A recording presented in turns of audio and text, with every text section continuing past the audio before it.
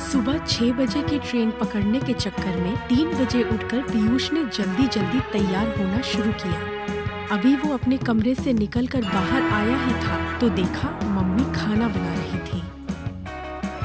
Mummy, आप क्यों परेशान हो रही हैं? मैं स्टेशन पर कुछ खा लेता। नहीं बेटा, बाहर का खाना खाने की क्या जरूरत, मैंने खाना पैक कर दिया है, लेता जा। पीयूष ने जल्दी से कैब बुक की। कुछ ही देर में कैब आ गई। उसने जल्दी से मम्मी के पैर छुए और स्टेशन के लिए रवाना हो गया। टाइम से पहुंचकर पीयूष को बहुत सुकून मिला।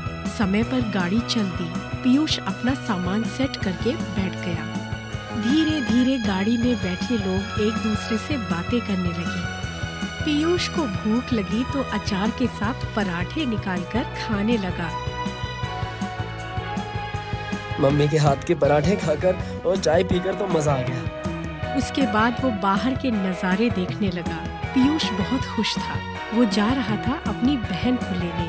तभी पापा का फोन आ गया। बेटा, अच्छे से बैठ गया ना ट्रेन में? कोई परेशानी तो नहीं हुई? हाँ पापा, आप चिंता मत करो, सब ठीक है। शाम होते होते ट्रेन लेट हो गई। उसे स्टेशन पर रात को 10 बजे पहुंचना था, लेकिन ट्रेन 4 घंटे लेट चल रही थी। पीयूष को चिंता होने लगी, अगर ट्रेन रात 2 बजे पहुंचेगी, क्या उस छोटे से स्टेशन पर रुकना सही रहेगा? इसी चिंता में बैठा था कि मम्मी का फोन आ गया। बेटा, तेरे पापा बता रहे थे कि ट्रेन 4 घंटे लेट है। मम्मी चिंता मत करो, 2-3 घंटे की बात पड़ेगी। स्टेशन पर वेटिंग रूम तो होता ही है, वहाँ रुक जाऊंगा। फिर सुबह 6 बजे तो सवारी मिल ही जाएगी गांव के लिए। रात को 2 बजे पीयूष को ट्रेन ने एक छोटे से स्टेशन पर उतार दिया। ठंड से उसकी हालत खराब हो रही थी। पूरे स्टेशन पर कोई भी नहीं था। ये देखकर वो और डर गया। वो स्टेशन पर चलते चलते स्टेशन मास्टर के ऑफिस के सामने पहुंच गया। सर, मुझे मुंगेर जाना है, यहाँ कोई सवारी मिल जाएगी क्या? अरे छोरे, तू कहाँ उतर गया इस स्टेशन पर? यहाँ कोई सवारी नहीं मिलेगी, सुबह ही टांगे वाला आएगा। सर, यहाँ वेटिंग रूम तो होगा ना? यहाँ कोई वेटिंग रूम नहीं है, छोटा सा तो स्टेशन है। अच्छा, तो सर क्या मैं यहाँ एक कोने में रुक सकता हूँ? नहीं, हम यहाँ किसी को रुका नहीं सकते ऐसे।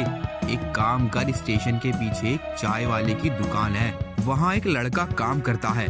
नाम तो उसका पता नहीं, सब उसे छोटू ही बुलाते हैं। उसे जगा ले, वहीं रुक जाना, वो तुझे चाय भी पिला देगा। देख लड़के, इधर उधर मत घूमियो, यहाँ रात में लुटेरे घूमते हैं, किसी को भी मार कर उसका सामान लूट लेते हैं। पीयूष की अंदर तक रूह कांप गई। वो जल्दी से उस चाय की दुकान में पहुंच गया। वहां पहुंचकर उसने जोर से आवाज लगाई। कौन हो साहब, क्या चाहिए? कोई बात नहीं है, ये चाय की दुकान कौन चलाता है? अपने मालिक को बुलाओ जरा। मालिक तो सुबह ही आएंगे और कोई नहीं है यहाँ।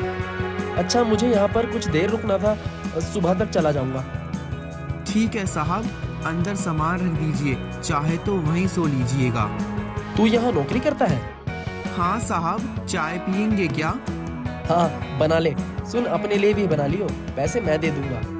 थोड़ी देर में वो भी अंदर आ गया। चाय देकर वो एक कोने में बैठकर पीने लगा। तुझे यहाँ अकेले डर नहीं लगता? नहीं साहब, यही मेरा ठिकाना है, मैं बचपन से यहीं रहता हूँ। लेकिन मैंने सुना है यहाँ पर लुटेरे घूमते रहते हैं। हाँ साहब, जब कोई नहीं मिलता तो यहीं आकर मुझे परेशान करते हैं चाय पीने के लिए। डरो मत साहब, अब कोई नहीं आएगा। क्यों? अब यहाँ कोई ट्रेन नहीं आएगी, सुबह ही गाड़ी आएगी अब। अच्छा, अपने बारे में कुछ बता, तेरा असली नाम क्या है? हम लोगों का नाम नहीं होता साहब, कोई कुछ भी बुला देता है, मतलब तो बुलाने से ही होता है ना। तेरा घर परिवार? कोई नहीं साहब, अब तो जो कुछ है यही है। कितने पैसे हुए? रहने दो साहब। नहीं, तू रख ले, अपने मालिक को मत बताइए। साहब, मैंने आज तक 1 रुपए की बेईमानी नहीं की, वैसे भी मैं पैसे का क्या करूँगा। तुझे ऐसा नहीं लगता कि यहाँ से कहीं चले जाना चाहिए? नहीं साहब, मेरी तो यही दुकान है, मालिक बहुत अच्छे हैं, कभी मुझे डांटते भी नहीं, और अगर कोई ग्राहक उल्टा सीधा बोलता है ना तो उसे भगा देते हैं। तुझे नहीं लगता कि पढ़ना चाहिए, स्कूल जाना चाहिए? साहब, हम जैसे लोग इन्हीं जगहों पर पड़े रहते हैं, यहीं बड़े होते हैं, फिर यहीं मर जाते हैं। पीयूष सोच में पड़ गया कि कितना कुछ है उसके पास, माँ बाप, बहन, रहने को घर, मोबाइल, पढ़ने के लिए बढ़िया स्कूल था, अब कॉलेज है, पॉकेट मनी भी अच्छी मिल जाती है, जहाँ चाहे घूमने चले जाते हैं। फिर भी कितनी शिकायतें हैं अपने परिवार से उसे। इसका क्या, जिसका परिवार ही नहीं है, फिर भी कितना संतोष है इसके चेहरे पर। न पैसे का लालच, न कुछ पाने की इच्छा, न कुछ खोने का डर भी। पीयूष ने देखा कि छोटू वही कोने में एक फटे कंबल को ओढ़कर सो गया। पीयूष को लगा जैसे उसने उसके आराम के पलों को भी उससे छीन लिया। छोटू बेखबर सो रहा था। पीयूष की आंखों से आंसू बह रहे थे। जिंदगी से कल तक कितनी शिकायतें थी, कितनी बार पापा से झगड़ा करता था, बाइक के लिए, कभी दोस्तों के साथ घूमने के लिए, कभी आईफोन के लिए।